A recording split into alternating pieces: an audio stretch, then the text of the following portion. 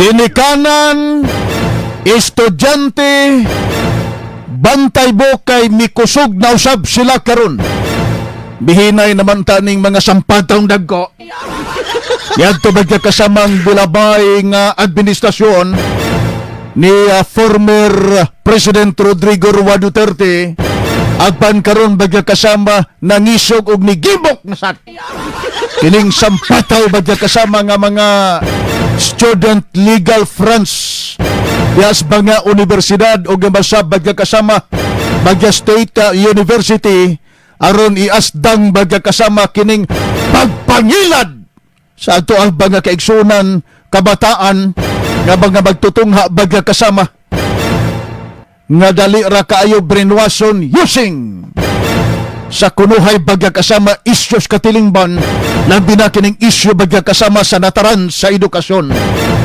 Dong rin sa straight to the point.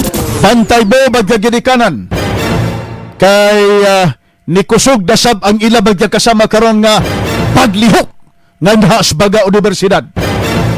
University of the Philippines, kining mga state universities, bantay mo ha, kay daghan na po sila bagya kasama karon og mga tapok-tapok, grupo-grupo, okay, bugda bagya kasama sa dikta, nining ilang baga kadre nga naa bagya kasama sa kongreso, kining Bakabayan Block, ACT Teachers, Kabataan Party List, Anak Pawis, Gabriela, Bayan Muna, o kini bagya kasamang Aliporis ni Satanas nga napakaruningon bagya kasama kunuhay nga bisod sa politika bagya kasama using democracy to destroy democracy. Dong rin sa straight to the point. Atensyon mga university administration, ayaw ninyo bagya kasama na karon i-deny kay karon na kayo bagya kasama ang communist infiltration diha sa inyong tagsatagsa ka mga campuses.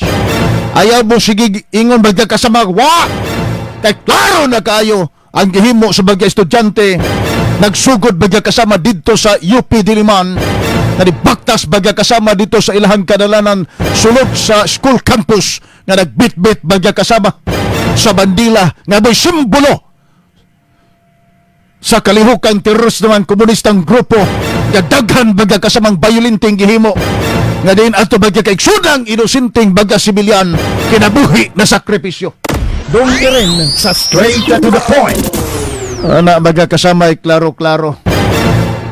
One, kini mga grupo ha bagya kasama ubos ni siyas bunal sa bagya bimbro sa Bakabayan Block.